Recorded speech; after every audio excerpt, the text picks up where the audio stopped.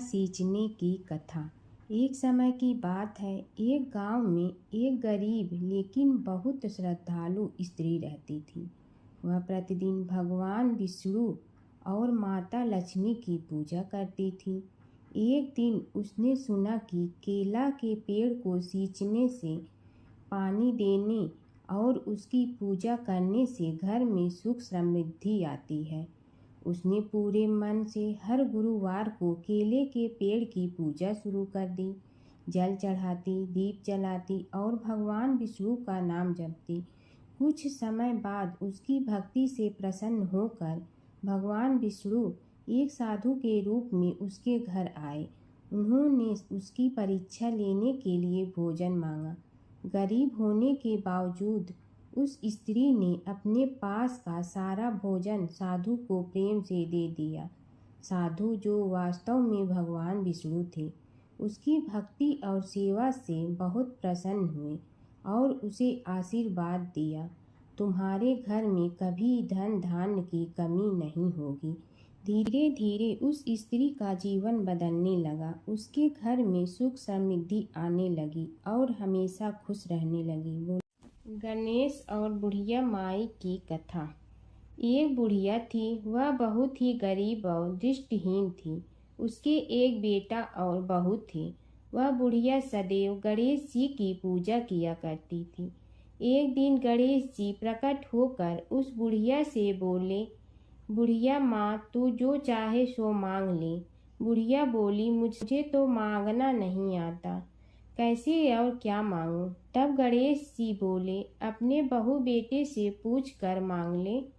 तब बुढ़िया ने अपने बेटे से कहा, गणेश जी कहते हैं तू कुछ मांग ले, बता मैं क्या मांगूं?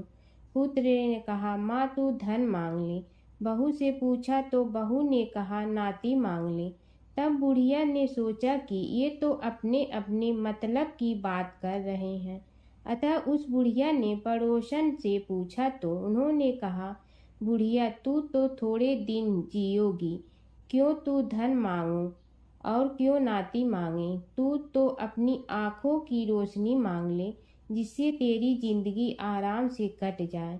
इस पर बुढ़िया बोली, यदि आप प्रसन्न हैं तो मुझे 9 करोड़ की माया दे, निरोगी काया दे, अमर सुहाग दे, आँखों की रोशनी दे, नाती दे, पोता दे और सब परिवार को सुख दे और अंत में मोक्ष दे। यह सुनकर तब गणेश जी बोले, बुढ़िया माँ, तुमने तो हमें ठग लिया। फिर भी जो तूने मांगा है वचन के अनुसार सब तुझे मिलेगा। और यह कहकर गणेश जी अंतर ध्यान हो गए। उधर बुढ़िया माँ ने जो कुछ मांगा वह सब कुछ मिल गया। हे गणेश जी महाराज, जैसे तुमने उस बुढ़िया माँ को सब कुछ दिया वैसे ही सबको देना। बुढ़िया माई को मुक्ति दी। तुलसी माता की कथा। एक बुढ़िया माई तुलसी जी को सींचती और कहती कि हे तुलसी माता, सत की दाता, मैं तेरा बिडला सींचती हूँ, मुझे बहू दे, पीताम्बर की धोती दे, मीठा मीठा घास दे, बैकुंठा में वास दे, चटक की चाल दे, पटक की मोत दे, चंदन का काठ दे, रानी सा राज दे, दाल भात का भोजन दे, 11 की मौत दे, कृष्ण जी का कंधा दे। तब तुलसी माता यह सुनकर सूखने लगी। तो भगवान ने पूछा कि हे तुलसी, तुम क्यों सूख रही हो? तुलसी माता ने कहा कि एक बुढ़िया रोज आती है और यही बात कह जाती है, मैं सब बात तो पूरा कर दूंगी, लेकिन कृष्ण का कंधा कहाँ से लाऊंगी? तो भगवान बोले, जब वो मरेगी तो मैं अपने आप कंधा दे आऊँगा, तू बुढ़िया माई से कह देना। जब बुढ़िया माई मर गई, सब लोग आ गए। जब माई को ले जाने लगे तो वह किसी से न उठी। तब भगवान एक 12 बरस के बालक का रूप धारण करके आए। बालक ने कहा, मैं कान में एक बात कहूँगा तो बुढ़िया माई उठ जाएगी। बालक ने कान में कहा, बुढ़िया माई मन की निकाल ले, पीताम्बर की धोती ले, मीठा मीठा घास ले, बैकुंठा का वास ले, चटक की चाल ले, पटक की मोत ले, कृष्ण जी का कंधा ले। यह सुनकर बुढ़िया माई हल्की हो गई। भगवान ने कंधा दिया और बुढ़िया माई को मुक्ति मिल गई। हे तुलसी माता, जैसे बुढ़िया माई को मुक्ति दी वैसे सबको देना। जमुना की कहानी। प्राचीन समय में एक गांव था जिसमें दो बहनें रहा करती थी। एक बहन का नाम गंगा था तो दूसरी बहन का नाम जमुना था। एक बार दोनों बहनें एक साहूकार के खेत से गुजर रही थी तो जमुना ने 13 दाने जौ के तोड़ लिए, जिसे देख गंगा बोली कि तुझे तो ग्रहण लग गया, तूने चोरी की है। इस पर जमुना बोली कि अब मेरा ग्रहण कैसे धुलेगा। गंगा ने कहा कि तुझे 12 साल तक साहूकार के यहाँ नौकरी करनी पड़ेगी, तभी तेरा पाप धुलेगा और ग्रहण से मुक्ति मिलेगी।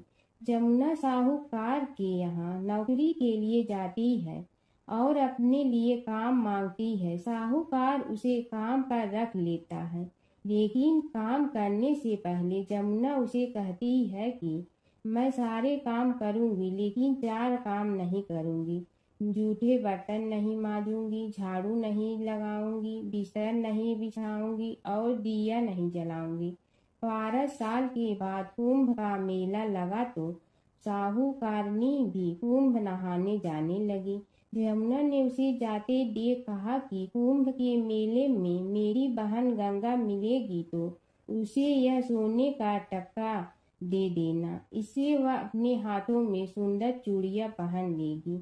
साहूकारनी ने कुंभ के मेले में गंगा को वह सोने का टका दे दिया।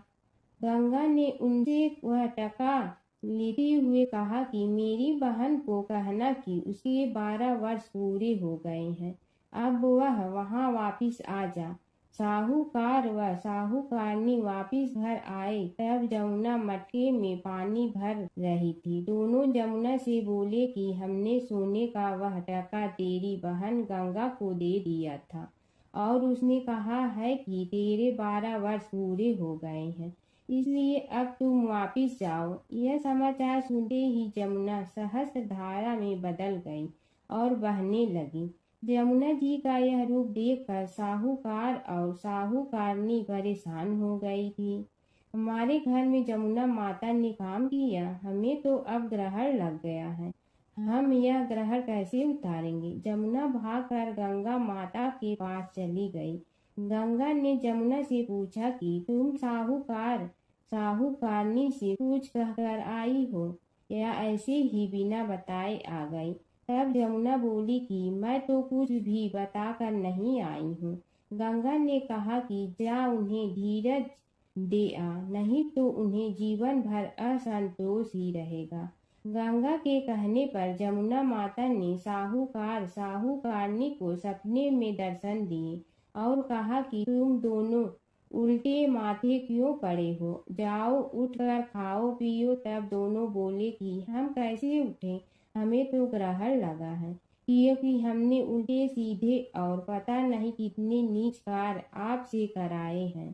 तब जमुना जी बोली कि तुम्हें ग्रहण नहीं लगा है, ग्रहण तो मुझे लगा था कि मैंने तुम्हारे खेत से 13 दाने जौ के चुराए थे।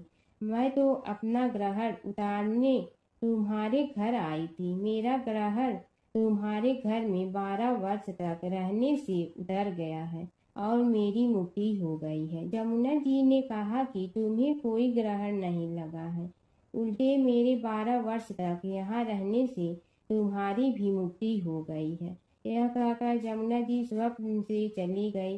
दोनों उठकर देखते हैं कि उनके घर में पहले से भी अधिक धन हो गया है। हे जमुना माता, जैसे आपने साहूकार व साहूकारनी की मुक्ति कराई, वैसे ही आप अपने सभी भक्तों की करना।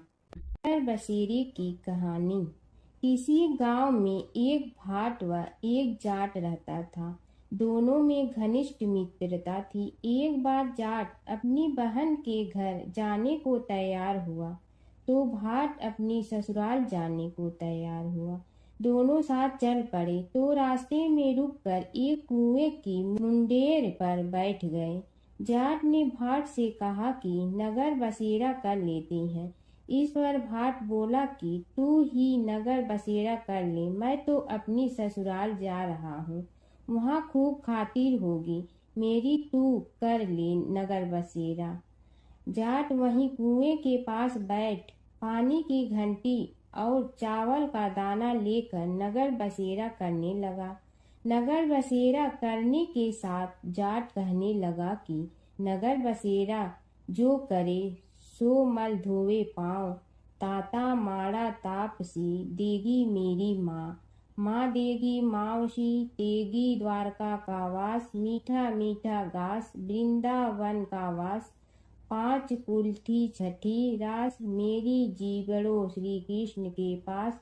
डालू पानी हो जाए घी झट से निकल जाए मेरा जी। यह सब कर कर के वह जाट बहन के पास चल पड़ा। जाट की बहन ने भाई के आने पर उसकी खातिर की खी बूरा के साथ भाई को जिमाया। दोनों ने बैठकर ढेर सारी बातें की।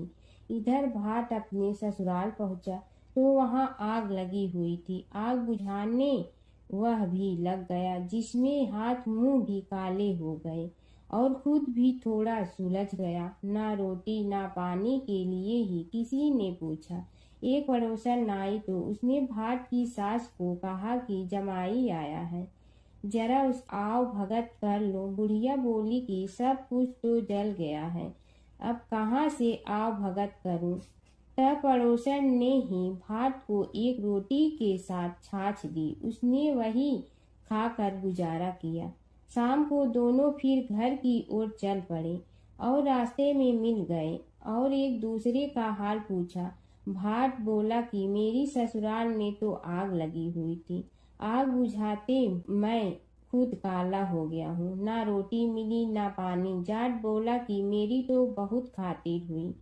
फिर बोला कि मैंने कहा था ना कि नगर बसेरा कर ले, अब कर ले। लेकिन भाट ने फिर मना कर दिया। कहने लगा कि चाहे रोटी दे या न दे, तेरी तो माँ है, दही चूरमा का पेड़ा धरा पाएगा। भाट ने फिर नगर बसेरा नहीं किया, जाट ने कर लिया। नगर बसेरा जो करे सो मल धोए पाँव, ताता माड़ा तापसी देगी मेरी माँ। माँ देगी मावशी देगी द्वारका का वास, मीठा मीठा घास वृंदावन का वास। पाँच कुल्थी छठी रास मेरा जी बड़ो श्री कृष्ण के पास। डालू पानी हो जाए घी झट से निकल जाए मेरा जी। करके वह चल पड़ा। घर पहुँचते ही जाट की मावशी ने बहुत लाड प्यार किया। उधर भाट घर गया तो उसकी भैंस खो गई थी। बाप एक लाठी रखे तो दूसरी उठाए और कहने लगा कि ससुराल गया तो आग लगा दी, अब यहाँ आया तो भैंस खो दी। बाप ने कहा कि पहले भैंस लेकर आ, तभी रोटी पानी मिलेगा। सारा दिन भाट भैंस ढूंढता रहा, लेकिन उसे भैंस नहीं मिली। जाट और भाट की मुलाकात फिर से बाजार में हो गई। जाट ने भाट के हाल चाल पूछे तो भाट बोला कि आते ही भैंस खो गई, बस उसी दिन से भैंस ढूंढ रहा हूँ। रोटियां का तो पूछो ही मत। जाट ने कहा कि मैंने तो पहले ही कहा था कि नगर बसेरा कर ले। जाट की बात सुनकर भाट बोला कि तेरे नगर बसेरे में इतनी ताकत है तो चल अब कर लेते हैं। दोनों ने बैठकर नगर बसेरा किया। नगर बसेरा जो करे सो मल धोवे पाँव, ताता माड़ा तापसी देगी मेरी माँ। माँ देगी मावशी देगी द्वारका का वास, मीठा मीठा घास वृंदावन का वास। पाँच कुल्थी छठी रास मेरा जीवड़ो श्री कृष्ण के पास। डालू पानी हो जाए घी झट से निकल जाए मेरा जी। दोनों के नगर बसेरा करने पर भाट जैसे ही आगे बढ़ा तो उसकी खोई भैंस मिल गई, जिसे लेकर घर पहुंचा। घर पहुंचते ही माँ ने कहा कि लड़के को आते ही घर से निकाल दिया, सारे दिन से ये भूखा प्यासा भटक रहा है। यह कहकर उसकी माँ ने उसको खूब खिलाया पिलाया। इस घटना के बाद सारे नगर में ढिंढोरा पिटवा गया कि कब कोई अपने पीहर या सास से आते जाते नगर बसेरा करें। जैसे भाट को नगर बसेरा करने का फल मिला, वैसे ही हर किसी को मिलती है। माता सीता की कथा। यह कहानी सीता माता कहती थी, और श्री राम इसे सुना करते थे।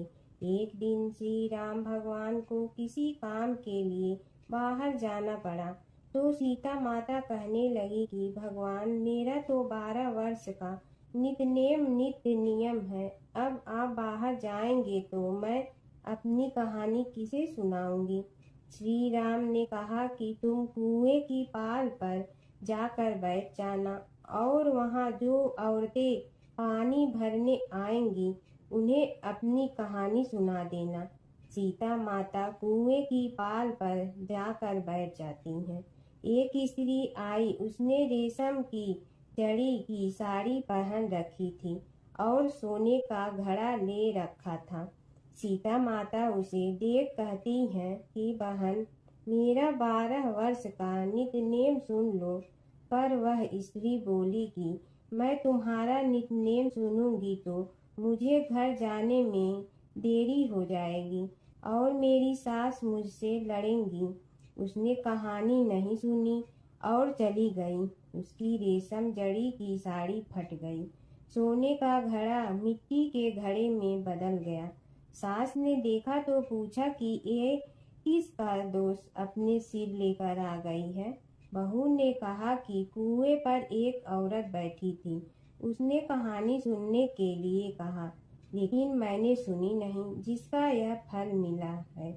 बहू की बात सुनकर अगले दिन वही साड़ी और घड़ा लेकर सास कुएं की पाल पर गई। सास को वहीं माता सीता बैठी मिली, तो माता सीता ने कहा कि बहन, मेरी कहानी सुन लीजिए। सास बोली कि एक बार छोड़, मैं तो 4 बार कहानी सुन लूंगी। राम आए, लक्ष्मण आए, देश के पुजारी आए, नित नेम का नेम लाए, आओ राम बैठो राम। तपी रसोई जियो राम, माखन मिश्री खाओ राम। दूध बतासा पियो राम, सूत के पल का मोठो राम। साल दुसाला पोठो राम, साल दुसाला ओढ़ो राम। जब बोलो जब राम ही राम, राम संवारे सबके काम। खाली घर भंडार भरेंगे, सबका बेड़ा पार करेंगे। श्री राम जय जय राम। सास बोली कि बहन, कहानी तो बहुत अच्छी लगी। कहानी सुनकर सास घर चली गई और उसकी साड़ी फिर से रेशम जड़ी की बन गई। मिट्टी का घड़ा फिर सोने के घड़े में बदल गया। बहू कहने लगी, सासू माँ, आपने ये सब कैसे किया। सास ने कहा कि बहू, तू दोष लगा के आई थी और मैं अब दोष उतार कर आ रही हूँ। बहू ने फिर पूछा कि वह कुएं वाली स्त्री कौन है। सास बोली कि वे सीता माता थी। वे पुराने से नया कर देती हैं, खाली घर में भंडार भर देती हैं। वह लक्ष्मी जी का वास घर में कर देती हैं। आदमी की जो भी इच्छा हो उसे पूरा कर देती हैं। बहू बोली कि ऐसी कहानी मुझे भी सुना दो। सास बोली कि ठीक है, तुम भी सुनो। और सास ने कहानी शुरू की। राम आए, लक्ष्मण आए, देश के पुजारी आए, नित नेम का नेम लाए, आओ राम बैठो राम। तपी रसोई जियो राम, माखन मिश्री खाओ राम। दूध बतासा पियो राम, सूत के पल का मोठो राम। साल दुसाला पोठो राम, साल दुसाला ओढ़ो राम। जब बोलो जब राम ही राम, राम संवारे सबके काम। खाली घर भंडार भरेंगे, सबका बेड़ा पार करें। श्री राम जय जय राम। कहानी सुनकर बहू बोली कि कहानी तो बहुत अच्छी है। सास ने कहा कि ठीक है, इस कहानी को रोज कहा करेंगे।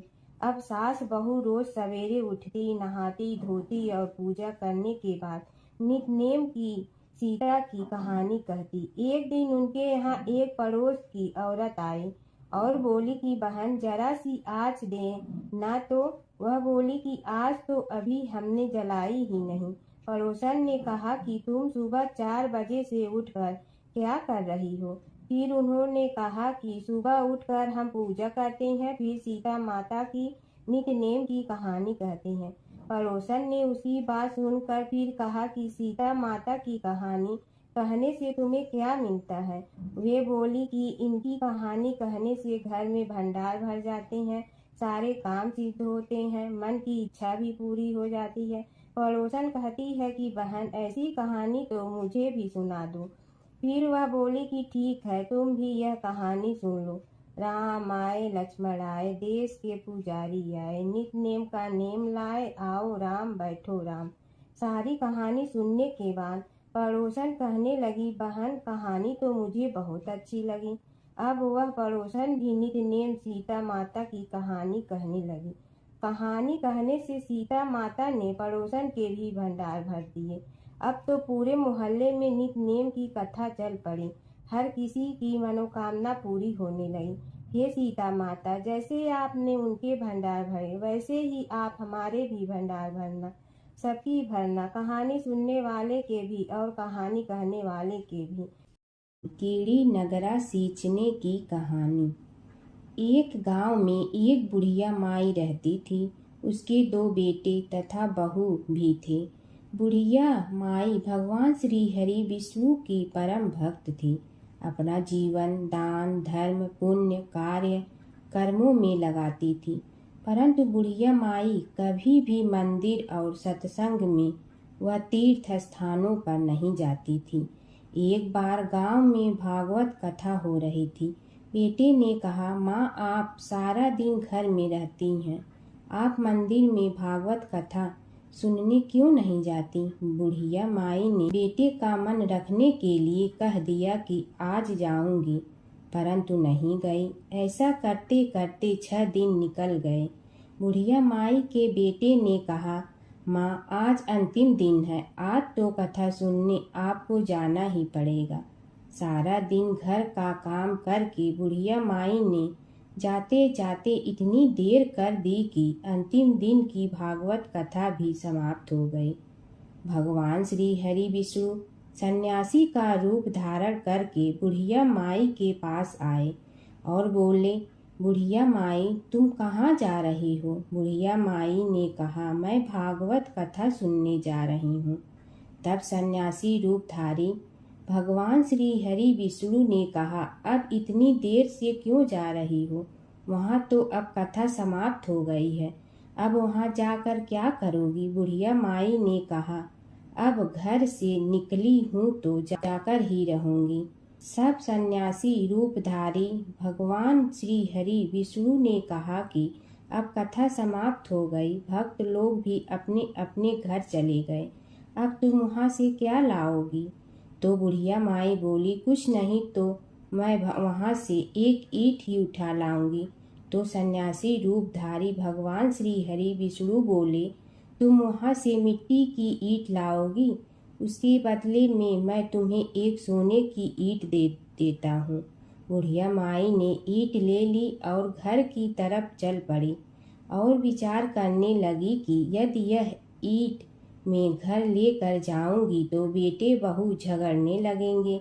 इसीलिए घर के आंगन में बाहर ही बुढ़िया माई ने वह ईंट जमीन में गाड़ दी। परंतु अब बुढ़िया माई का ध्यान उस ईंट पर ही रहने लगा।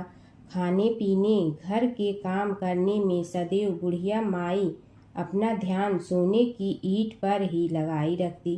बेटे बहू ने पूछा, माँ पूरे दिन घर के आंगन में क्या करती रहती हो? तो बुढ़िया माई ने कहा, मैं आने जाने वाले को देखती रहती हूँ। एक दिन बुढ़िया माई मर गई। यमराज के दूत बुढ़िया माई को लेने आए। बुढ़िया माई को लेकर धर्मराज जी के पास पहुँचे और धर्मराज जी को सारी बात बतलाई। धर्मराज जी ने बुढ़िया माई को कुतिया की योनि दे दी और कुतिया उसी पेड़ के नीचे बैठी रहती। बुढ़िया माई की बहू ने कहा, इस कुतिया को यहाँ से भगाओ, नहीं तो यह बच्चों को काट जाएगी। तो उसके बेटे ने उसकी पीठ पर एक लकड़ी मारी और बुढ़िया माई मर गई और को सर्प की योनि मिली। आंगन में सर्प को देखकर बेटे बहू ने किसी को काट नहीं जाए इसी डर से मार दिया। फिर बुढ़िया माई मरकर धर्मराज जी के पास पहुंची। बुढ़िया माई कीड़ी का रूप धारण करके उस आंगन में कीड़ी नगरा बना लिया। आंगन में कीड़ी नगरा हो गया। घर वाले बहुत परेशान हुए। घर वाले भोजन भी नहीं बना रहे थे और मन ही मन होने का स्मरण करने लगे। तब भगवान श्री हरि विष्णु सन्यासी का रूप धारण करके आए और बोले कि कुछ खाने को दे दो। तो घरवाले ने कहा, महाराज हमारे खाने को भी कुछ नहीं बनाया, क्योंकि हमारे घर में कीड़ी नगरा हो गया है। आप ही इसका कुछ उपाय बतलाइए। तब महाराज जी ने आंगन में खोदा और सोने की 28 निकाली और दोनों बेटों को दे दी और कहा, तुम्हारी माँ के नाम से दान पुण्य करना, धर्मशाला बनवाना, स्कूल बनवाना, प्याऊ लगवाना, गौशाला में गाय के चारे खाने की व्यवस्था करना। परंतु दोनों बेटे आपस में झगड़ने लगे कि तू दान कर, तू दान कर। किसी ने बुढ़िया माई के नाम से कोई दान नहीं किया और कीड़ी नगरा वहाँ उसी स्वरूप में स्थापित रहा। कुछ दिन बाद सन्यासी वापस आया और बुढ़िया माई के बेटों ने भगवान स्वरूपधारी सन्यासी महाराज से कहा कि हमारी घर की हालत वैसी की वैसी है, कीड़ी नगरा तो वैसे का वैसा ही है। तब साधु रूपधारी सन्यासी महाराज ने कहा, वह सोने के ईंट के टुकड़े लाओ और उन्हें बेचकर उनसे जो भी धन मिले उसे तुम्हारी माँ के नाम से दान पुण्य करो। इस कीड़ी नगरा पर शक्कर और आटा डालो। तुम ऐसा करोगे तो तुम्हारी माँ को मोक्ष प्राप्ति होगी। और उनके घर से कीड़ी नगरा चला गया। जो व्यक्ति प्रतिदिन सुबह प्रातः आटा और शक्कर कीड़ी नगरे पर डालता है, वह सदैव धनवान, पुत्रवान, संपन्न, सुख शांति से जीवन यापन करता है। उसके घर में कभी कोई कष्ट नहीं आता है। उसका जीवन सदा सर्वदा आनंद से व्यतीत होता है। उसके परिवारजन उसे अत्यधिक स्नेह प्रदान करते हैं। कीड़ी नगरा प्रतिदिन सींचने से जुड़ी नगरी की कहानी सुनने से, दान पुण्य व धर्म कार्यों में रुचि लगाने से जीवन उत्तम हो जाता है। एक बार एक नगर में एक मालिन रहती थी। उसके पति चल बसे थे। उसका एक 4 साल का पुत्र था। उसकी सास कठोर हृदय की स्त्री थी। वह बहू को बहुत तकलीफ देती थी। एक दिन सास ने बहू और पोते को घर से निकाल दिया। वे दोनों रोते हुए चलते चलते एक जंगल में जा पहुँचे। वहाँ एक बड़े पेड़ के नीचे बैठ गए। वहाँ से थोड़ी दूर पर एक गणेश जी का मंदिर था। वहाँ बहुत लोग गणेश जी के दर्शन करने आते थे। दर्शन करके गणेश जी को प्रसाद चढ़ाते थे। फिर वह प्रसाद सबको बांट देते थे। इस प्रसाद से माँ बेटे का गुजारा होने लगा। दोनों गणेश जी की पूजा पाठ में लग गए। एक दिन उन्होंने सोचा, क्यों न हम भी जंगल से फूल ला कर बेचें। वे रोज जंगल से फूल लाकर उसकी माला बनाकर बेचने लगे। साथ में पूजा की सामग्री और प्रसाद भी बेचने लगे। इससे उनको आमदनी होने लगी। गणेश जी की कृपा से आमदनी बढ़ने लगी। जल्दी ही उन्होंने एक मकान और एक दुकान बना लिया। एक राजा की लड़की मंदिर में रोज पूजा करने आती थी। मालिन के बेटे को देखकर राजकुमारी उस पर मोहित हो गई और उसे विवाह करने की सोचने लगी। उसने अपनी भाभी से अपने मन की बात कही। भाभी अनुभवी थी। उसने कहा, ये तो मालिन का बेटा है और तुम एक राजा की बेटी हो। यदि तुमने उससे विवाह किया तो तुम्हारी बहुत बेइज्जती होगी। पर राजकुमारी अपनी बात पर अड़ी रही। उसने कहा, मैंने तो प्रतिज्ञा कर ली है कि उसी से विवाह करूंगी। भाभी ने घर जाकर सारी बात राजा को बता दी। राजा ने मना नहीं किया और विवाह के लिए तैयार हो गए। उन्होंने बड़े धूमधाम से बेटी का विवाह मालिन के बेटे के साथ कर दिया। मालिन ने सबसे पहले बेटे बहू को गणेश जी के मंदिर में ले जाकर पूजा पाठ करवाया और गणेश जी का आशीर्वाद दिलवाया। इसके बाद पूरे नगर में यह बात फैल गई कि गणेश जी की पूजा करने से सब दुख कष्ट दूर हो जाते हैं। इस बात पर सुनते ही नगर के सभी लोग मंदिर आने लगे। मालिन और उसके बेटे की बिक्री और बढ़ गई। उधर उसकी सास के बुरे दिन आ गए। अन्नदाता उससे रूठ गए और वह भूखों मरने लगी। एक दिन वह रोती धोती उसी गणेश जी के मंदिर में आ पहुंची। वहां वह मालिन के बेटे से बोली, मैं भूखी हूँ, मुझे रोटी कपड़ा दे दो, इसके बदले में तुम्हारा सारा काम कर दूंगी। लड़के को दया आ गई और उसे काम पर रख लिया। उसने अपनी दादी को नहीं पहचाना। जब मालिन घर आई तो उसने सास को पहचान लिया। वह सास से बोली, सासू जी आप यहाँ कैसे? सास ने पोते की तरफ इशारा करके कहा, मेरी इस सेठ के यहाँ नौकरी लग गई है। बहू बोली, यह आपका पोता है और यह घर भी आपका ही है, यह दुकान भी आपकी ही है। जब आपने हमें घर से निकाला तब गणेश जी ने हमारी रक्षा की। बहू की बात सुनकर सास बोली, मेरी करनी मैं भोगूंगी। बहू बोली, सासू जी अब आप हमारे यहाँ रहो और पोते का सुख देखो। हे गणेश जी महाराज, जैसा सुख आपने मालिन को दिया वैसा ही सुख सबको देना। की कथा। एक बार गणेश जी एक छोटे बालक के रूप में चिमटी में चावल और चमचे में दूध लेकर निकले। वो हर किसी से कह रहे थे कि कोई मेरी खीर बना दो, कोई मेरी खीर बना दो।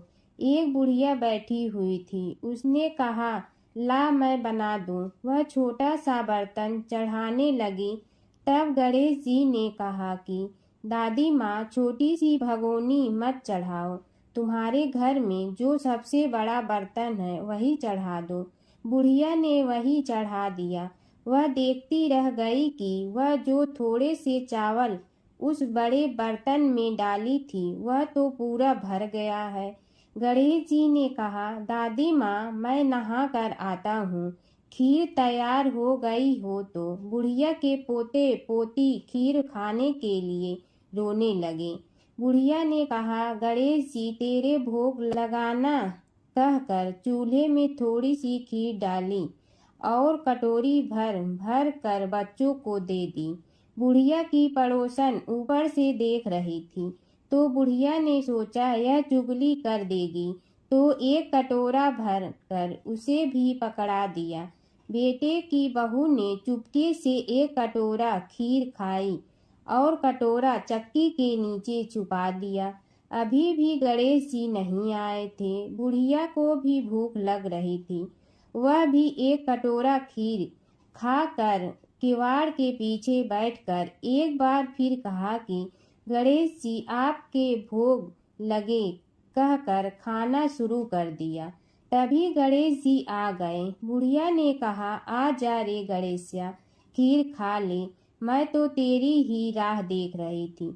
गणेश जी ने कहा, दादी माँ मैंने तो खीर पहले ही खा ली। बुढ़िया ने कहा, कब खाई? गणेश जी ने कहा, जब तेरे पोते पोती ने खाई तब खाई थी, जब तेरी पड़ोसन ने खाई तब खाई थी, और जब तेरी बहू ने खाई तब भी खाई थी, और जब तूने खाई तो मेरा पेट पूरा ही भर गया। बुढ़िया ने कहा, बेटा और सारी बात तो सोच, पर बहू बेचारी का तो नाम मत लो। वह तो सुबह से काम में लग रही है, उसने फिर खीर कब खाई? गणेश जी ने कहा, चाकी के नीचे देख झूठा कटोरा पड़ा है, और तूने तो मेरे भोग तो लगाया, वह तो वैसे ही खा गई। बुढ़िया ने कहा, बेटा घर की बात है, घर में ही रहने दो। अब बताओ बची हुई खीर का क्या करूं? गणेश जी ने कहा, नगरी जी जीमा दो। बुढ़िया ने पूरी नगरी जिलवा दी, फिर भी बर्तन पूरा ही भरा था। राजा को पता लगा तो बुढ़िया को बुलाया और कहा, क्यों रे बुढ़िया, ऐसा बर्तन तेरे घर पर सोवे अच्छा लगे या हमारे घर पर सोवे? बुढ़िया ने कहा, राजा जी आप ले लो। राजा जी ने खीर का बर्तन महल में मंगा लिया। लाते ही खीर में कीड़े मकोड़े बिच्छू हो गए और दुर्गंध आने लगी। यह देखकर राजा जी ने बुढ़िया से कहा, बुढ़िया बर्तन वापस ले जा, तो मुझे मेरे गणेश जी ने दिया। बुढ़िया ने बर्तन वापस लिया, लेते ही सुगंधित की हो गई। घर आकर बुढ़िया ने गणेश जी से कहा, बची हुई खीर का क्या करें? गणेश जी ने कहा, झोपड़ी के कोने में खड्डा खोद कर गाड़ दो, उसी जगह सुबह उठकर वापस खोदेगी तो धन के 2-4 पैसे मिलेंगे। ऐसा कहकर गणेश जी अंतर ध्यान हो गए। जाते समय झोपड़ी के लात मारते हुए गए तो झोपड़ी के स्थान पर महल हो गया। सुबह बहू ने फावड़ा लेकर पूरे घर को खोद दिया तो कुछ भी नहीं मिला। बहू ने कहा, सासू जी, थारो गणेश जी तो झूठे हैं। सास ने कहा, बहू मारो गणेश झूठो तो नहीं है, ला मैं देखूं। वह फावड़ा लेकर खोजने लगी तो टन टन करते 2 धन के चरे घड़े निकले आए। बहू ने कहा, सासू जी, गणेश जी तो साचो ही हैं। सास ने कहा, गणेश जी तो भावनाओं का भूखा है। यह गणेश जी जैसा आपने बुढ़िया को दिया वैसा सबको देना। समय की बात है कि विष्णु भगवान का विवाह लक्ष्मी जी के साथ निश्चित हो गया। विवाह की तैयारी होने लगी। सभी देवताओं को निमंत्रण भेजे गए, परंतु गणेश जी को निमंत्रण नहीं दिया। कारण जो भी रहा हो, अब भगवान विष्णु की बारात जाने का समय आ गया। सभी देवता अपनी पत्नियों के साथ विवाह समारोह में आए। उन सब ने देखा कि गणेश जी कहीं दिखाई नहीं दे रहे हैं। तब वे आपस में चर्चा करने लगे कि क्या गणेश जी को कोई न्योता नहीं दिया है या स्वयं गणेश जी ही नहीं आए हैं। सभी को इस बात पर आश्चर्य होने लगा। तभी सब ने विचार किया कि विष्णु भगवान से ही इसका कारण पूछा जाए। विष्णु भगवान से पूछने पर उन्होंने कहा कि हमने गणेश जी के पिता भोलेनाथ महादेव को न्योता भेजा है। यदि गणेश जी अपने पिता के साथ आना चाहते हैं तो आ जाते, अलग से न्योता देने की कोई आवश्यकता भी नहीं थी। दूसरी बात यह है कि उनको 1.25 मन मूंग, 1.25 मन चावल, 1.25 मन घी और 1.25 मन लड्डू का भोजन दिन भर में चाहिए। यदि गणेश जी नहीं आएंगे तो कोई बात नहीं, दूसरे के घर जाकर इतना सारा खाना पीना अच्छा भी नहीं लगता। इतनी वार्ता कर ही रहे थे कि किसी एक ने सुझाव दिया, यदि गणेश जी आ भी जाए तो उनके द्वारपाल बनाकर बैठा देंगे कि आप घर की याद रखना। आप तो चूहे पर बैठकर धीरे धीरे चलोगे तो बारात से बहुत पीछे रह जाओगे। यह सुझाव भी सबको पसंद आ गया तो विष्णु भगवान ने भी अपनी सहमति दे दी। होना क्या था कि इतने में गणेश जी वहां आ पहुंचे और उन्हें समझा बुझा कर घर की रखवाली करने बैठा दिया गया। बारात चल रही थी, तब नारद जी ने देखा कि गणेश जी तो दरवाजे पर ही बैठे हुए हैं। तो वे गणेश जी के पास गए और रुकने का कारण पूछा। गणेश जी कहने लगे कि विष्णु भगवान ने मेरा बहुत अपमान किया है। नारद जी ने कहने लगे कि अपनी मूसक देना को आगे भेज दे तो वह रास्ता खोद देगी, जिससे उनके वाहन धरती में धंस जाएंगे। तब आपको सम्मान पूर्वक बुलाना पड़ेगा। अब तो गणेश जी ने अपनी मूसक सेना जल्दी से आगे भेज दी और सेना ने जमीन पोली कर दी। जब बारात वहां से निकली तो रथों के पहिए धरती में धंस गए। लाख कोशिश करे परंतु पहिए नहीं निकले। सभी ने अपने अपने उपाय किए परंतु पहिए तो नहीं निकले, बल्कि जगह जगह से टूट गए। किसी की समझ में नहीं आ रहा था कि अब क्या किया जाए।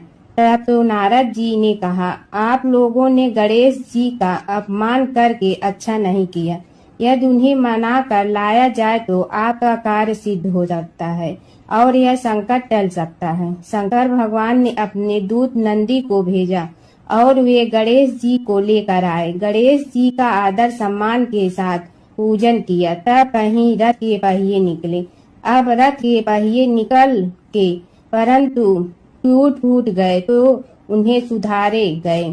पास के खेत में खाती काम कर रहा था, उसे बुलाया गया। खाती अपना कार्य करने के पहले श्री गणेशाय नमः कहकर गणेश जी की वंदना मन ही मन करने लगा। देखते ही देखते खाती ने सभी पहियों को ठीक कर दिया। तब खाती कहने लगा कि हे देवताओं, आपने सर्वप्रथम गणेश जी को नहीं मनाया होगा और न ही उनकी पूजन की होगी, इसीलिए तो आपके साथ यह संकट आया है। हम तो मूर्ख अज्ञानी हैं, फिर भी पहले गणेश जी को पूजते हैं, उनका ध्यान करते हैं। आप लोग तो देवतागण हैं, फिर भी आप गणेश जी को कैसे भूल गए। अब आप लोग भगवान श्री गणेश जी की जय बोल कर जाएं तो आपके सब काम बन जाएंगे और संकट कट जाएंगे। ऐसा कहते हुए बारात वहां से चल दी। और विष्णु भगवान को लक्ष्मी जी के साथ विवाह संपन्न करा के सभी सकुशल घर लौट आए। हे गणेश जी महाराज, आपने विष्णु को जैसे कारज सारियो ऐसे कारज सबको सिद्ध कर दो। बोलो गजानन भगवान की जय। प्राचीन काल की बात है। नैमिषारण्य क्षेत्र में ऋषि, महर्षि और साधु संतों का समाज जुड़ा था। उसमें श्री सूत जी भी विद्यमान थे। शौनक जी ने उनकी सेवा में उपस्थित होकर निवेदन किया कि हे अज्ञान रूप घोर तिमिर को नष्ट करने में करोड़ों सूर्यों के समान प्रकाशमान श्री सूत जी हमारे कानों के लिए अमृत के समान जीवन प्रदान करने वाले कथा तत्व का वर्णन कीजिए। हे सूत जी, हमारे हृदयों में ज्ञान के प्रकाश की वृद्धि तथा भक्ति, वैराग्य और विवेक की उत्पत्ति जिस कथा से हो सकती हो वह हमारे प्रति कहने की कृपा कीजिए। शौनक जी की जिज्ञासा से सूत जी बड़े प्रसन्न हुए। पुरातन इतिहासों के स्मरण से उनका शरीर पुलकायमान हो रहा था। वे कुछ देर उसी स्थिति में विराजमान रहकर कुछ विचार करते रहे और अंत में बोले, शौनक जी, इस विषय में आपके चित्त में बड़ी जिज्ञासा है। आप धन्य हैं जो सदैव ज्ञान की प्राप्ति में तत्पर रहते हुए विभिन्न पुराण कथाओं की जिज्ञासा रखते हैं। आज मैं आपको ज्ञान के परम स्रोत रूप श्री गणेश जी का जन्म कर्म रूप चरित्र सुनाऊंगा। गणेश जी से ही सभी ज्ञानों, सभी विद्याओं का उद्भव हुआ है। अब आप सावधान चित्त से विराजमान हो। श्री गणेश जी के ध्यान और नमस्कार पूर्वक उनका चरित्र श्रवण करें। नमस्तस्मै गणेशाय ब्रह्मा विद्या प्रदायिनी यनागस्त्यसमः साक्षात विघ्न सागर सोसड़े।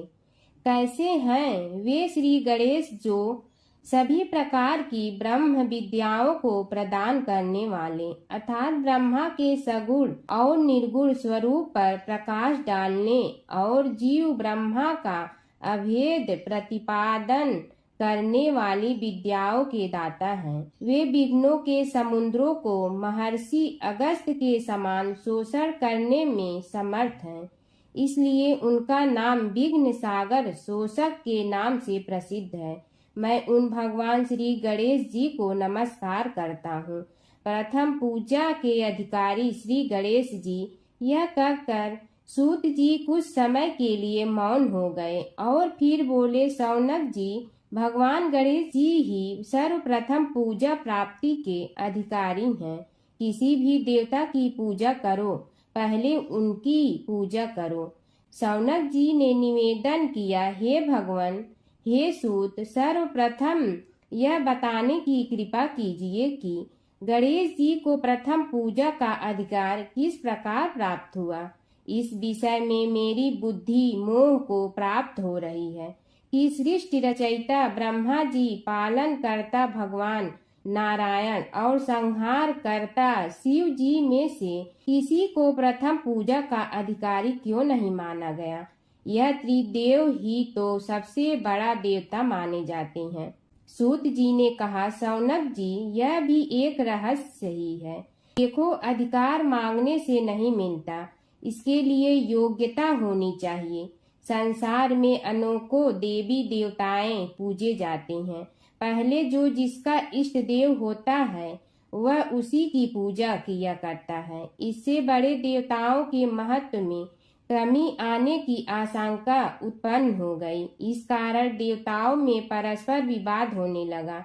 वे उसका निर्णय प्राप्त करने के लिए शिव जी के पास पहुँचे और प्रणाम करके पूछने लगे, प्रभु, हम सब में प्रथम पूजा का अधिकारी कौन है। शिव जी सोचने लगे कि किसे प्रथम पूजा का अधिकारी माने। तभी उन्हें एक युक्ति सूझी। बोले, देवगण, इसका निपटारा बातों से नहीं तथ्यों से होगा। इसके लिए एक प्रतियोगिता रखनी होगी। शिव की परिक्रमा करने की प्रतियोगिता। देवगण उनका मुख देखने लगे, शंकित हृदय से सोचने लगे कि कैसी प्रतियोगिता रहेगी। यह शिव जी ने उनके मन के भाव ताड़ लिए, इसलिए सांत्वना भरे शब्दों में बोले, घबराओ मत, कोई कठिन परीक्षा नहीं ली जाएगी। बस इतना ही कि सभी अपने अपने वाहनों पर चढ़कर संसार की परिक्रमा करो और फिर यहाँ लौट आओ। जो पहले लौटेगा वही सर्वप्रथम पूजा का अधिकारी होगा। अब क्या देर थी, सभी अपने अपने वाहन पर चढ़कर दौड़ पड़े। किसी का वाहन गजराज था तो किसी का सिंह, किसी का भैंसा तो किसी का मृग, किसी का हंस तो किसी का उल्लू, किसी का अश्व तो किसी का श्वान। अभिप्राय यह है कि वाहनों को विविधता के दर्शन उस समय जितने भले प्रकार से हो सकते थे उतने अन्य समय में नहीं। सबसे गया बीता वाहन गणेश जी का था मूषक, उससे चूहा भी कहते हैं। ऐसे वाहन के बल भरोसे इस प्रतियोगिता में सफल होना तो क्या, सम्मिलित होना भी हास्यास्पद है। गणेश जी ने सोचा, छोड़ो, क्या होगा प्रतियोगिता में भाग लेने से, हम तो यहाँ बैठे रहकर ही तमाशा देखेंगे। वे बहुत देर तक विचार करते रहे। अंत में उन्हें एक युक्ति सूझी। शिव जी स्वयं ही जगदाता हैं, यह संसार उन्हीं का प्रतिबिंब है, तब क्यों न इन्हीं की परिक्रमा कर ली जाए। इनकी परिक्रमा करने से ही संसार की परिक्रमा हो जाएगी। ऐसा निश्चय कर उन्होंने मूषक पर चढ़कर शिव जी की परिक्रमा की और उनके समक्ष जा पहुँचे। शिव जी ने कहा, तुमने परिक्रमा पूर्ण कर ली? उन्होंने उत्तर दिया, जी हाँ। शिव जी सोचने लगे कि इसे तो यहीं घूमते हुए देखा, फिर परिक्रमा कैसे कराया। देवताओं का परिक्रमा करके लौटना आरंभ हुआ और उन्होंने गणेश जी को वहां बैठे देखा तो माथा ठनक गया। फिर भी साहस करके बोले, अरे तुम विश्व की परिक्रमा के लिए नहीं गए? गणेश जी ने कहा, अरे मैं कब का यहाँ आ गया। देवता बोले, तुम्हें तो कहीं भी नहीं देखा। गणेश जी ने उत्तर दिया, देखते कहाँ से, समस्त संसार शिव जी में विद्यमान है। इनकी परिक्रमा करने से ही संसार की परिक्रमा पूर्ण हो गई। सूत जी बोले, शौनक, इस प्रकार गणेश जी ने अपनी बुद्धि के बल पर ही विजय प्राप्त कर ली।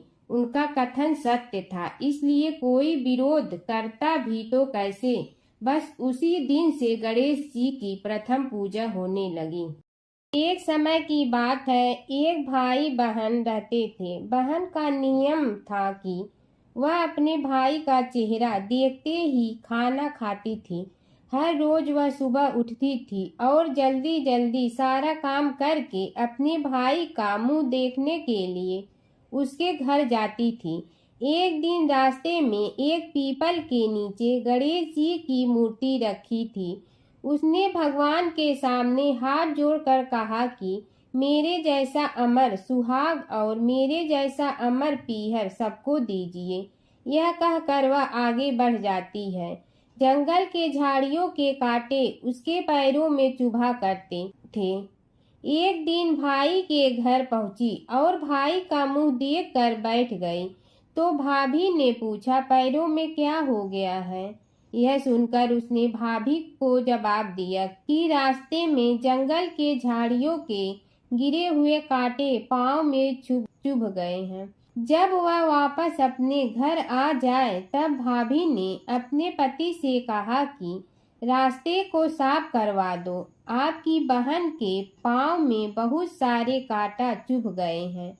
भाई ने तब कुल्हाड़ी लेकर सारी झाड़ियों को काटकर रास्ता साफ कर दिया, जिससे गणेश जी का स्थान भी वहां से हट गया। यह देखकर भगवान गुस्सा हो गए और उसके भाई के प्राण हर लिए। लोग अंतिम संस्कार के लिए जब भाई को ले जा रहे थे तब उसकी भाभी रोते हुए लोगों से कही, थोड़ी देर रुक जाओ, उसकी बहन आने वाली है। वह अपने भाई का मुंह देखे बिना नहीं रह सकती है। उसका यह नियम है। तब लोगों ने कहा, आज तो देख लेगी, पर कल कैसे देखेगी। रोज दिन की तरह बहन अपने भाई का मुंह देखने के लिए जंगल में निकली। तब जंगल में उसने देखा कि सारा रास्ता साफ किया हुआ है। जब वह आगे बढ़ी तो उसने देखा कि सिद्धि विनायक को भी वहां से हटा दिया गया है। तब उसने जाने से पहले गणेश जी को एक अच्छे स्थान पर रखकर उन्हें स्थान दिया और हाथ जोड़कर बोली, भगवान, मेरे जैसा अमर सुहाग और मेरे जैसा अमर पीहर सबको देना। और फिर बोलकर आगे निकल गई। भगवान सोचने लगे, अगर इसकी नहीं सुनी तो हमें कौन मानेगा, हमें कौन पूजेगा। तब सिद्धि विनायक ने उसे आवाज दी, बेटी, इस खेजड़ी की 7 पत्तियां लेकर जा और उसे कच्चे दूध में धोकर भाई के ऊपर छींटा मार देना, वह उठकर बैठ जाएगा। यह सुनकर जब पीछे मुड़ी तो वहां कोई नहीं था। फिर वह यह सोचने लगी कि ठीक है, जैसा सुना वैसा कर लेती हूँ। फिर वह 7 खेजड़ी की पत्तियां लेकर अपने भाई के घर पहुंची। उसने देखा वहां कई लोग बैठे हुए हैं। भाभी बैठी रो रही है और भाई की लाश रखी है। तब उसने पत्तियों को बताए हुए नियम के तहत भाई के ऊपर इस्तेमाल किया। तब भाई उठकर बैठ गया। भाई बोला बहन से, मुझे बहुत ही गहरी नींद आ गई थी। तब बहन बोली, यह नींद किसी दुश्मन को भी न आए। और उसने सारी बात अपने भाई को बता दी। सूत जी बोले, हे शौनक जी, यह एक तथ्य है कि गणेश जी ही उसके पात्र हैं। वे बड़े देवता का भी कार्य सिद्धि में विघ्न उपस्थित होने पर उन विघ्न राज का आश्रय न लिया हो। हे शौनक, वे देव भी बड़े दयालु हैं। नाम तो शिव जी का ही आशुतोष है, किंतु वे सर्वात्मा और सर्वरक्षक प्रभु तो शिव जी की अपेक्षा भी शीघ्र ही प्रकट हो जाते हैं। उनका भक्त कभी किसी संकट में नहीं पड़ता। यदि प्रारब्ध वशात कभी किसी विपत्ति में पड़ भी जाता है तो गणेश्वर की उपासना करने पर उनके अनुग्रह से उनके समस्त दुख दूर होकर परम सुख की प्राप्ति होती है।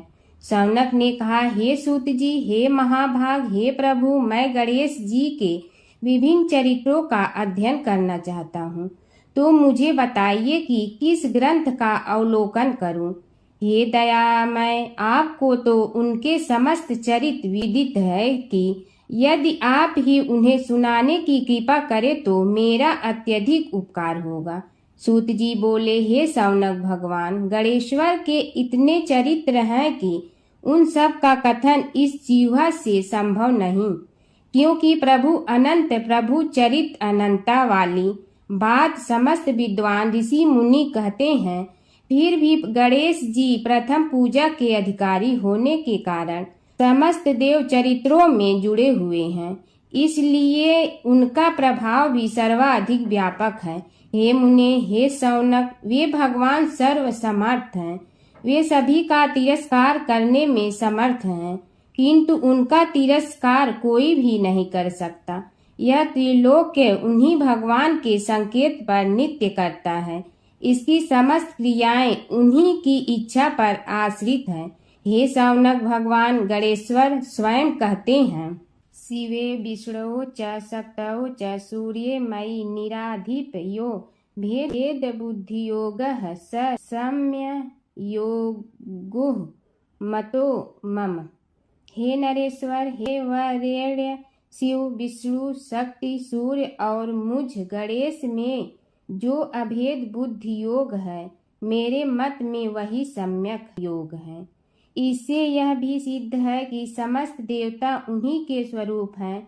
वे ही भगवान विभिन्न कार्य रूपों के अनुसार अपना भिन्न भिन्न नाम रखते हैं। हे मुनि श्रेष्ठ, उन सब देवताओं के चरित्र भी उन्हीं गणराज के चरित्र हैं। यद्यपि सब चरित्र एक ही ग्रंथ में मिलने में संभव नहीं है, फिर भी गणेश्वर के अनेकों प्रमुख चरित्रों का वर्णन गणेश पुराण में हुआ है। राजा सोमकांत का वृत्तांत कथन। शौनक जी ने पूछा, हे प्रभु, गणेश पुराण का आरंभ किस प्रकार हुआ, यह मुझे बताने की कृपा करे। इस पर सूत जी ने कहने लगे, हे शौनक, यद्यपि गणेश पुराण है तो बहुत प्राचीन, क्योंकि भगवान गणेश्वर तो आदि हैं। न जाने कब से गणेश जी अपने उपासकों पर कृपा करते चले आ रहे हैं। उनके अनंत चरित्र हैं, जिनका संग्रह एक महापुराण का रूप ले सकता है। उसे एक बार भगवान नारायण ने नारद जी को और भगवान ने शंकर और जगन जननी पार्वती जी को सुनाया था। बाद में वही पुराण संक्षेप रूप में ब्रह्मा जी ने महर्षि वेद व्यास को सुनाया और फिर व्यास जी ने महर्षि भृगु को सुनाया। भृगु ने कृपा करके सौराष्ट्र के एक राजा सोमकांत को सुनाया था। तब से वह पुराण अनेक कथाओं में विस्तृत होता रहा और अनेक कथाओं से रहित होता हुआ अनेक रूप में प्रचलित है। शौनक जी ने पूछा, भगवान, आप यह बताने का कष्ट करें कि राजा सोमकांत कौन था। उसने महर्षि से गणेश पुराण का श्रवण कहाँ किया था, उस पुराण के श्रवण से उसे क्या क्या उपलब्धियां हुई। हे नाथ, मुझे श्री गणेश्वर की कथा के प्रति उत्कंठा बढ़ती ही जा रही है। सूत जी बोले, हे शौनक, सौराष्ट्र के देवनगर नाम की एक प्रसिद्ध राजधानी थी। वहाँ का राजा सोमकांत था। वह अपनी प्रजा का पुत्र के समान पालन करता था। वह वेद ज्ञान संपन्न, शस्त्र विद्या में पारंगत एवं प्रबल प्रतापी राजा, समस्त राजाओं में मान्य तथा अत्यंत वैभवशाली था। उसका ऐश्वर्य कुबेर के भी ऐश्वर्य को लज्जित करता था। उसने अपने पराक्रम से अनेकों देश जीत लिए थे। उसकी पत्नी अत्यंत रूपवती, गुणवती, धर्माज्ञा एवं पतिव्रत धर्म का पालन करने वाली थी। वह सदैव अपने प्राणनाथ की सेवा में लगी रहती थी। उसका नाम सुधर्मा था। जैसे वह प्रतिव्रता थी, वैसे ही राजा भी एक पत्नी व्रता का पालन करने लगा। उसके हेमकांत नामक एक सुंदर पुत्र था। वह भी सभी विद्याओं का ज्ञाता और अस्त्र शस्त्रादि के अभ्यास में निपुण हो गया था। यह सभी श्रेष्ठ लक्षणों से संपन्न, सद्गुणी एवं प्रजा जनों के हितों का अत्यंत पोषक था। इस प्रकार राजा सोमकांत स्त्री, पुत्र, पशु, वाहन, राज्य एवं प्रतिष्ठा आदि से सब प्रकार सुखी था। उसे दुख तो था ही नहीं। सभी राजागण उसका हार्दिक सम्मान करते थे तथा उसकी श्रेष्ठ कीर्ति भी संसार व्यापी थी। परंतु युवा अवस्था के अंत में सोमकांत को घृणित कोष्ठ रोग हो गया। उसके अनेक उपचार किए गए, किंतु कोई लाभ नहीं हुआ। रोग शीघ्रता से बढ़ने लगा और उसके कीड़े पड़ गए। जब रोग की अधिक वृद्धि होने लगी और उसका कोई उपाय न हो सका तो राजा ने मंत्रियों को बुलाकर कहा, सुव्रतो, जाने किस कारण यह रोग मुझे पीड़ित कर रहा है। अवश्य ही यह किसी पूर्व जन्म के पाप का फल होगा। इसलिए मैं अब अपना समस्त राजपाट छोड़कर वन में रहूंगा। मेरे पुत्र हेमकांत को मेरे समान मानकर राज्य शासन का धर्म पूर्वक संचालन कराते रहें। यह कहकर राजा ने शुभ दिन दिखवाकर अपने पुत्र हेमकांत को राज्य पद पर अभिषेक किया और अपनी पत्नी सुधर्मा के साथ निर्जन वन की ओर चल दिया। प्रजापालक राजा के वियोग में समस्त प्रजा जन अश्रु बहाते हुए उनके साथ चले गए। राज्य की सीमा पर पहुंचकर राजा ने अपने पुत्र अमात्यगण और प्रजा जनों को समझाया, आप सब लोग धर्म के जानने वाले, श्रेष्ठ आचरण में तत्पर एवं सहृदय हैं। यह संसार तो वैसे भी परिवर्तनशील है। जो आज है वह कल नहीं था और आने वाले कल में भी नहीं रहेगा। इसलिए मेरे जाने से दुख का कोई कारण नहीं है। मेरे स्थान पर मेरा पुत्र सभी कार्यों को करेगा, इसलिए आप सब उसके अनुशासन में रहते हुए उसे सदैव सम्मान करते रहें। फिर पुत्र से कहा, बेटा, यह स्थिति सभी के समझ आती रही है। हमारे पूर्व पुरुष भी परंपरागत रूप से वृद्धावस्था आने पर वन में जाते रहे हैं। मैं कुछ समय पहले ही वन में जा रहा हूँ, तो कुछ पहले या पीछे जाने में कोई अंतर नहीं पड़ता। यदि कुछ वर्ष बाद जाऊं तब भी मोह का त्याग करना ही होगा। इसलिए हे वत्स, तुम दुखित मत हो और मेरी आज्ञा मानकर राज्य शासन को ठीक प्रकार चलाओ। ध्यान रखना, क्षत्रिय धर्म का कभी त्याग न करना और प्रजा को सदा सुखी रखना। इस प्रकार राजा सोमकांत ने सभी को समझा बुझाकर वहां से वापस लौट आया और स्वयं अपनी पतिव्रता भार्या के साथ वन में प्रवेश किया। पुत्र हेमकांत के आग्रह से उसने सुबल और ज्ञान गम्य नामक 2 आत्माओं को भी साथ ले लिया। उन सब ने एक समतल एवं सुंदर स्थान देखकर वहां विश्राम किया। तभी उन्हें एक मुनि कुमार दिखाई दिया। राजा ने उससे पूछा, तुम कौन हो, कहाँ रहते हो? यदि उचित समझो तो मुझे बताओ। मुनि बालक ने कोमल बाड़ी में कहा, मैं महर्षि भृगु का पुत्र हूँ। मेरा नाम च्यवन है। हमारा आश्रम निकट में ही है। अब आप भी अपना परिचय दीजिए। राजा ने कहा, मुनि कुमार, आपका परिचय पाकर मुझे बड़ी प्रसन्नता हुई। मैं सौराष्ट्र के देवनगर नामक राज्य का अधिपति रहा हूँ। अब अपने पुत्र को राज्य देकर मैंने अरण्य की शरण ली है। मुझे कुष्ठ रोग अत्यंत पीड़ित किए हुए हैं। उसकी निवृत्ति का कोई उपाय करने वाला हो तो कृपा कर मुझे बताइए। मुनि कुमार ने कहा, मैं अपने पिताजी से अपना वृतांत कहता हूँ, फिर वे जैसा कहेंगे आपको बताऊंगा।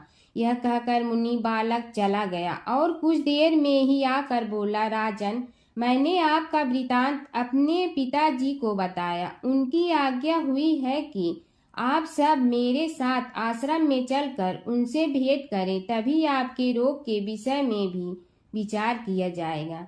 राजा सोमकांत के पूर्व जन्म का वृत्तांत भृगु द्वारा वर्णन।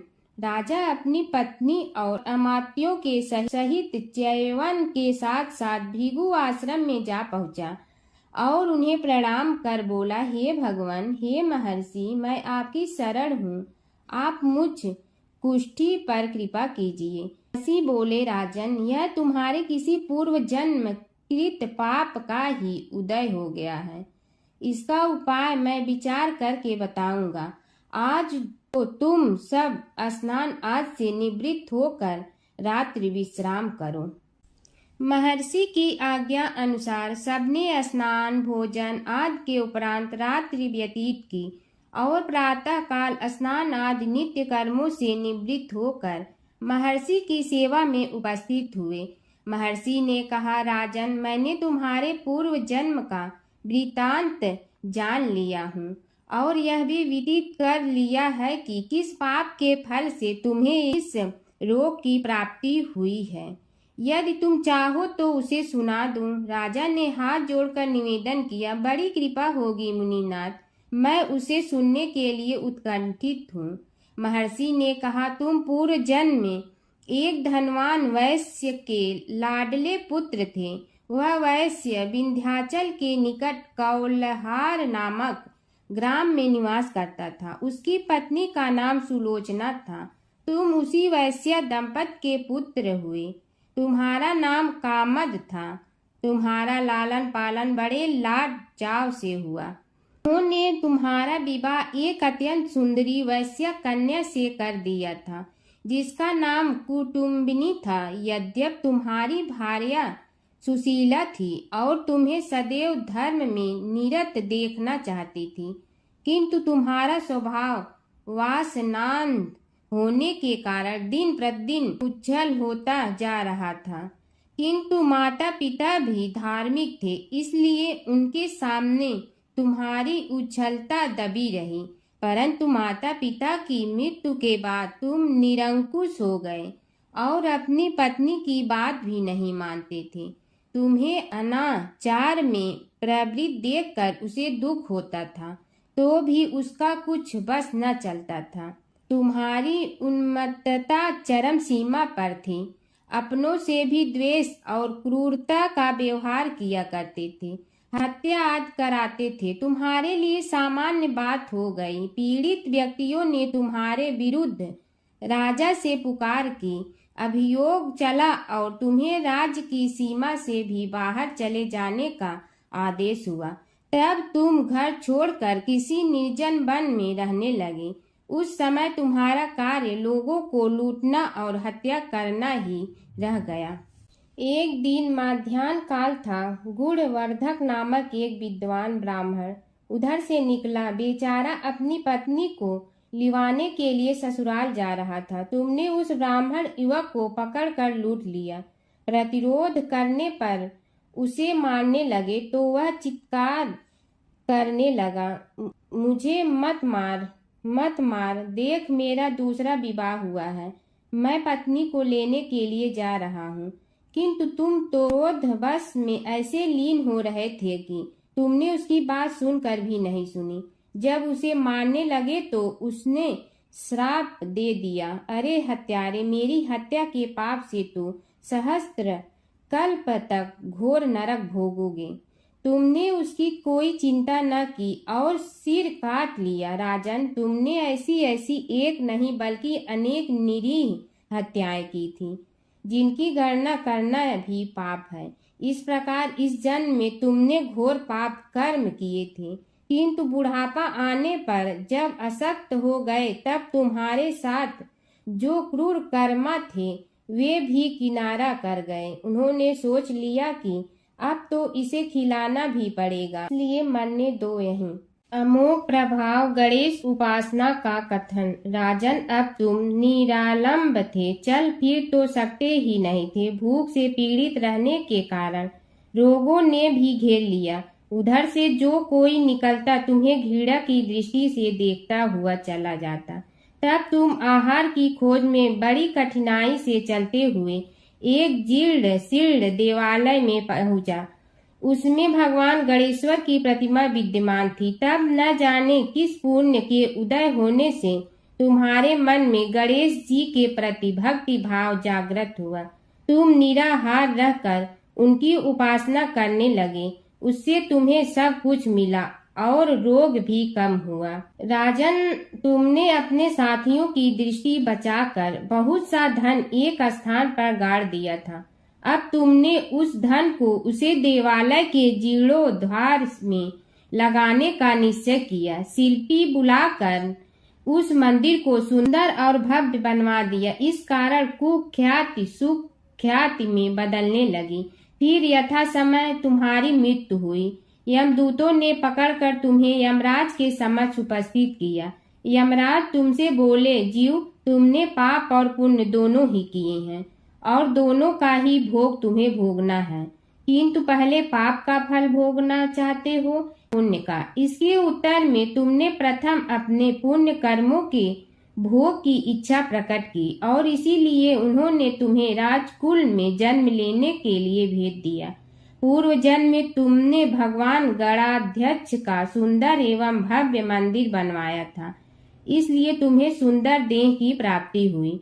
यह कहकर महर्षि भृगु कुछ रुके। उन्होंने देखा कि राजा को इस वृतांत पर शंका हो रही है। तभी महर्षि के शरीर में असंख्य विकराल पक्षी उत्पन्न होकर राजा की ओर झपटे। उनकी चोंच बड़ी तीक्ष्ण थी, जिनसे वे राजा के शरीर को नोच नोच कर खाने लगे। उसके कारण उत्पन्न असहनीय पीड़ा से व्याकुल हुए राजा ने महर्षि के समक्ष हाथ जोड़कर निवेदन किया, प्रभु, आपका आश्रम तो समस्त द्वेष आदि से परे है और यहाँ मैं आपकी शरण में बैठा हूँ। तब यह पक्षी मुझे आकर ही क्यों पीड़ित कर रहे हैं? हे मुनिनाथ, इनसे मेरी रक्षा कीजिए। महर्षि ने राजा के अंतर्वचन सुनकर सांत्वना देते हुए कहा, राजन, तुमने मेरे वचनों में शंका की थी और जो मुझ सत्यवादी के कथन में शंका करते हैं उसे खाने के लिए मेरे शरीर से इसी प्रकार पक्षी प्रकट हो जाते हैं, जो कि मेरे हुंकार करने पर भस्म हो जाया करते हैं। यह कर महर्षि ने हुंकार की और तभी वे समस्त पक्षी भस्म हो गए। राजा श्रद्धावनत होकर उनके समक्ष अश्रुपात करता हुआ बोला, प्रभु, अब आप पाप से मुक्त होने का उपाय कीजिए। महर्षि ने कुछ विचार कर कहा, राजन, तुम पर भगवान गणेश्वर की कृपा सहज रूप से है और वे ही प्रभु तुम्हारे पापों को भी दूर करने में समर्थ हैं। इसलिए तुम उनके पाप नाशक चरित्रों का श्रवण करो। गणेश पुराण में उनके चरित्रों का भले प्रकार वर्णन हुआ है, अतएव तुम श्रद्धा भक्ति पूर्वक उसी को सुनने में चित्त लगाओ। राजा ने प्रार्थना की, महामुनि, मैंने गणेश पुराण का नाम भी आज तक नहीं सुना, तो उनके सुनने का सौभाग्य कैसे प्राप्त कर सकूंगा। हे नाथ, आपसे अधिक ज्ञानी और प्रकांड विद्वान और कौन हो सकता है। आप ही मुझ पर कृपा कीजिए। महर्षि ने राजा की दीनता देखकर उसके शरीर पर अपने कमंडल का मंत्रपूत जल छिड़का। तभी राजा को एक छींक आई और नासिका से एक अत्यंत छोटा काले वर्ण का पुरुष बाहर निकल आया। देखते देखते वह बढ़ गया। उसके भयंकर रूप को देखकर राजा कुछ भयभीत हुआ, किंतु समस्त आश्रमवासी वहां से भाग गए। वह पुरुष महर्षि के समक्ष हाथ जोड़कर खड़ा हो गया। उन्हें उसकी ओर देखा और कुछ उच्च स्वर में बोले, तू कौन है, क्या चाहता है। वह बोला, मैं साक्षात पाप हूँ, समस्त पापियों के शरीर में मेरा निवास है। आपके मंत्रपूत जल के स्पर्श से मुझे विवश होकर राजा के शरीर से बाहर निकलना पड़ा है। अब मुझे बड़ी भूख लगी है, बताइए क्या खाऊं और कहाँ रहूं। महर्षि बोले, तू उस आम के अवकाश स्थान में निवास कर और उसी वृक्ष के पत्ते खाकर जीवन निर्वाह कर। यह सुनते ही वह पुरुष आम के वृक्ष के पास पहुंचा, किंतु उसके स्पर्श मात्र से वह वृक्ष जलकर भस्म हो गया। फिर जब पाप पुरुष को रहने के लिए कोई स्थान दिखाई न दिया तो वह भी अंतर्हित हो गया। हर व्रत कथा के साथ पढ़ी और सुनी जाने वाली लपसी तपसी की यह कहानी। एक लपसी था, एक तपसी था। तपसी हमेशा भगवान की तपस्या में लीन रहता था। लपसी रोजाना सवा सेर की लपसी बनाकर भगवान का भोग लगाकर जीम लेता था। एक दिन दोनों लड़ने लगे।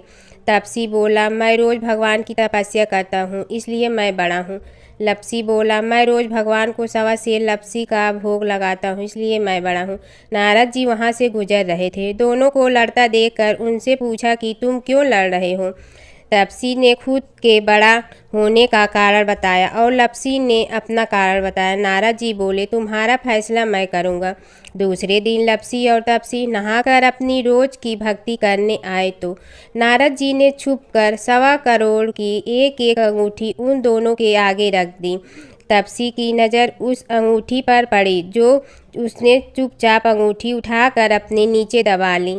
तब लपसी की नज़र अंगूठी पर पड़ी, लेकिन उसने ध्यान नहीं दिया। भगवान को भोग लगाकर लपसी खाना खाने लगा। नारद जी सामने आए तो दोनों ने पूछा कि कौन बड़ा, तो नारद जी ने तपसी से खड़ा होने को कहा। वो खड़ा हुआ तो उसने नीचे दबी अंगूठी दिखाई पड़ी। नारद जी ने लपसी से कहा, तपस्या करने के बाद भी तुम्हारी चोरी करने की आदत नहीं गई, इसलिए लपसी बड़ा है और तुम्हें तुम्हारी तपस्या का कोई फल भी नहीं मिलेगा। तपसी शर्मिंदा होकर माफ़ी मांगने लगा। उसने नारद जी से पूछा, मुझे मेरी तपस्या का फल कैसे मिलेगा। नारद जी ने कहा, यदि कोई गाय और कुत्ते की रोटी नहीं बनाएगा तो फल तुझे मिलेगा। यदि कोई ब्राह्मण को भोजन करवा कर दक्षिणा नहीं देगा तो फल तुम्हें मिलेगा। यदि कोई साड़ी के साथ ब्लाउज नहीं देगा तो फल तुझे मिलेगा। यदि कोई दिए से दिया जलाएगा तो फल तुम्हें मिलेगा। यदि कोई सारी कहानी सुने लेकिन तुम्हारी कहानी नहीं सुने तो फल तुझे मिलेगा। उसी दिन से हर व्रत कथा कहानी के साथ लपसी तपसी की कहानी भी सुनी और कही जाती है। ओम जय जगदीश हरे स्वामी जय जगदीश हरे। भक्त जनों के संकट क्षण में दूर करे। ओम जय जगदीश हरे। जो ध्यावे फल पावे दुख बिन दे मन का। सुख संपत्ति घर आवे कष्ट मिटे तन का। ओम जय जगदीश हरे। मात पिता तुम मेरे शरण कहूँ किसकी। तुम विनय और न दूजा आस करूँ जिसकी। ओम जय जगदीश हरे। तुम पूर्ण परमात्मा तुम अंतर्यामी।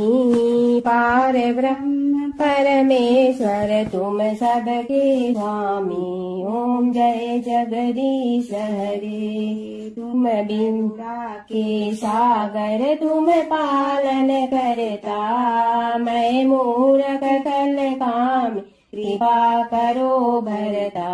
ओम जय जगदीश हरे। तुम हो ये कय गोचर सबके प्राणपति।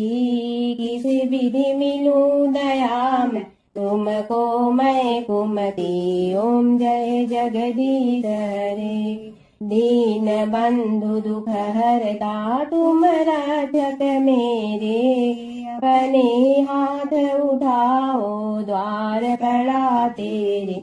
ओम जय जगदीश हरे। विषय विकार मिटा पाप हरो देवा।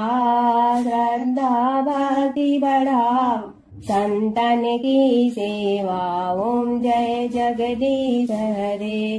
तन मन धन सब तेरा स्वामी सब कुछ है तेरा। तेरा तुझको अर्पण क्या लागे मेरा। ओम जय जगदीश हरे। जय जगदीश हरे स्वामी जय जगदीश हरे। भक्त जनों के संकट क्षण में दूर करे। ओम जय जगदीश हरे स्वामी जय जगदीश हरे।